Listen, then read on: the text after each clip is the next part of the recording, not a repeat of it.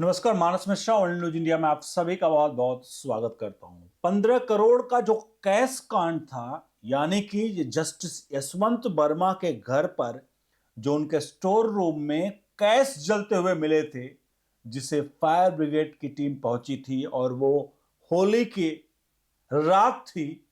इसी जो होली बीता उस रात को जो कुछ हुआ पूरे देश ने देखा। लेकिन अब चूंकि इस पूरे प्रक्रिया में चला गया था संसद में, संसदीय समिति के पास पहुंच गया था और अब फाइनल एक्शन क्या है आपको दिखाने जा रहे हैं।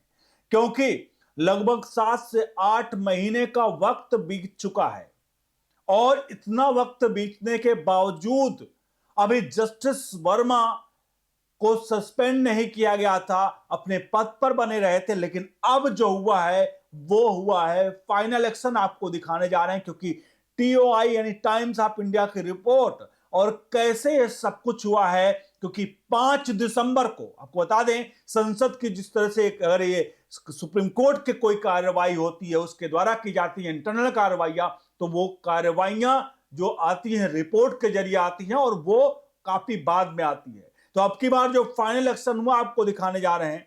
अनुरोध करेंगे, एक बार आप हमारे न्यायपालिका में जजों का जो रोल है और जजों पर भ्रष्टाचार जब भी होता है तो उन पर भ्रष्टाचार प्रूफ करना एक तरह से बहुत ही ज्यादा टेढ़ी खीर है।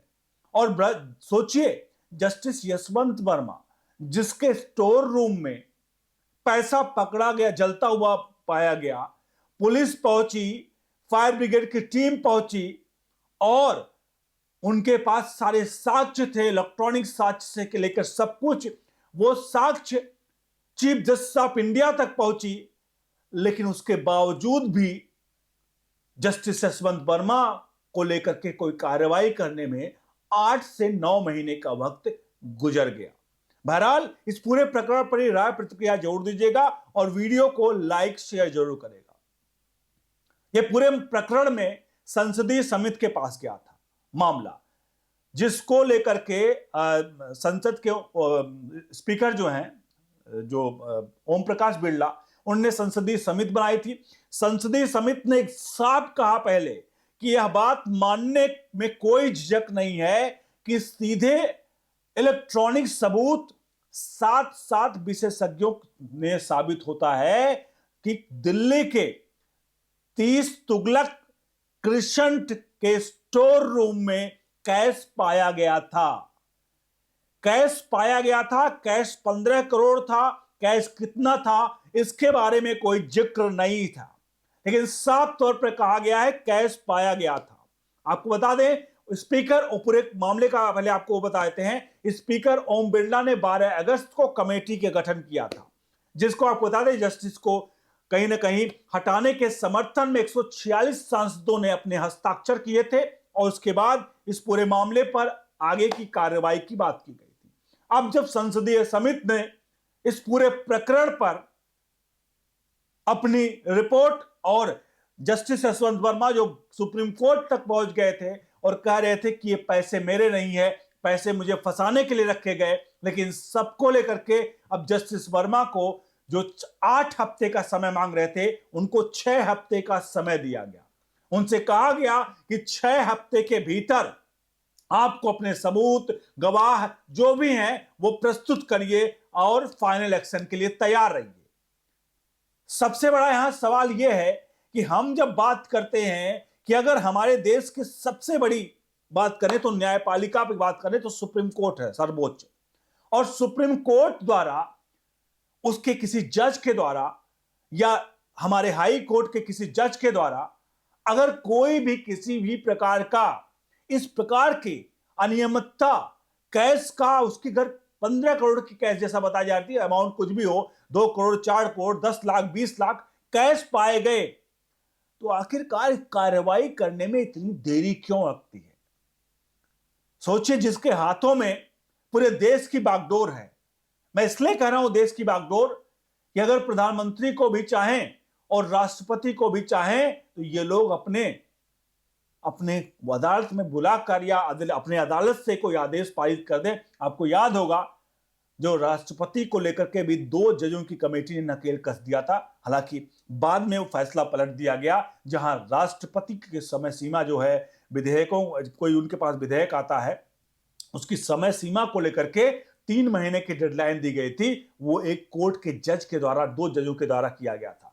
अब सोचिए, जिस जज के पास इतनी पावर है, क्या वो जज, जब देश में इतना भ्रष्टाचार सरकारी डिपार्टमेंट में व्याप्त है, इसको लेकर कोई कोताही नहीं कर सकते कि हम इसको लेकर के कोई इफ बट करें। सरकारी ऑफिसों में इतना भ्रष्टाचार है, लेकिन उसके बावजूद भी क्या आखिरकार कलेजियम ऐसी कौन सी घुट्टी पिलाता है कि ये जस्टिस साहब लोग कोई भ्रष्टाचार नहीं करते। कई ऐसे मामले आए जहां जस्टिस लोग भ्रष्टाचार में लिप्त पाए गए, मामला चला, लेकिन किसी पर फाइनल एक्शन नहीं हुआ। फिलहाल जस्टिस वर्मा को 6 हफ्ते का समय दिया गया है। जनवरी के आखिरी सप्ताह में इनके ऊपर कार्रवाई शुरू हो जाएगी, अगर ये साक्ष्य प्रस्तुत नहीं कर पाए। अब सोचिए, एक आम आदमी अगर होता, एक आम अधिकारी, आम आदमी तो छोड़ दिए, एक अधिकारी होता, एसपी या डीएम होता। आपको याद होगा, अभी हालिया में पंजाब में एक डीआईजी के घर पर कुछ कैश बरामद हुए, तुरंत उठा करके उनको एंटी करप्शन ब्यूरो ले गई, तुरंत उठाकर सीबीआई एक्शन हुआ, और क्या क्या एक्शन हुआ आप सभी जानते हैं। मैं ये नहीं कह रहा हूं कि डीआईजी के ऊपर एक्शन हुआ वो गलत हुआ, डीआईजी का पैसा उगाही करना वो गलत है, मतलब सही है, कतई नहीं। लेकिन जिस तरह से एक डीआईजी पर, एक पुलिस वाले पर, एक डीएम पर या किसी के ऊपर अगर एक्शन हो रहा है, तो क्यों आखिरकार एक्शन जजों के ऊपर इस तरह की ढीली प्रवृत्ति क्यों?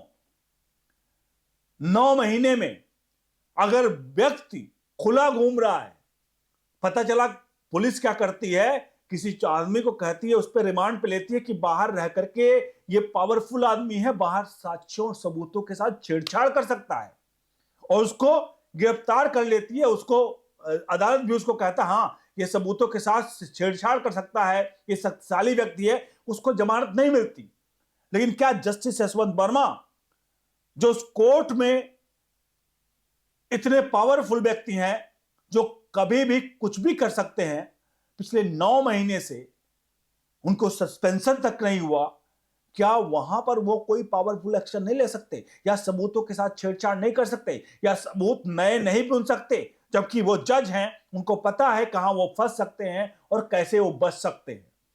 जब कहां फंस सकते हैं और कैसे बच सकते हैं, जिस व्यक्ति को दोनों चीजें पता है, तो ऐसे में ऐसे व्यक्ति के साथ इस तरह से नरमी बरतना, हालांकि हमारी संवैधानिक प्रक्रिया, न्यायपालिका में जिस तरह से चीजें उसी प्रकार से चल रही हैं, लेकिन एक बार इन पर सोचना पड़ेगा। आप सभी से चाहेंगे कि इस प्रकरण पर आप खुद बताइए कि क्या इस पर जरूरी है सोच या नहीं, कि अगर हमारे जज, जिसको देश की 140 करोड़ जनसंख्या एक ही आंख से देखती है, आशा की निगाह से, कि हमें कहीं भी न्याय नहीं मिलेगा, तो हम कोर्ट जाएंगे। लेकिन अगर वहीं पर इस तरह के भ्रष्टाचार हो, तो क्या कोर्ट अदालतें, आपको लगता है कि इस तरह से कोर्ट और अदालतों पर लोगों का विश्वास बना रहेगा? बहरहाल 6 हफ्ते का समय दिया गया है, जनवरी के आखिरी सप्ताह में, जनवरी 2026 आखिरी सप्ताह तक इनको पर कार्रवाई की बात कही जा रही है। इनको सबूत देने और साक्ष्य जो भी प्रस्तुत करने का वक्त दिया गया है। आप सभी से चाहेंगे, इस पूरी प्रक्रिया को लेकर आप कैसे देखते हैं?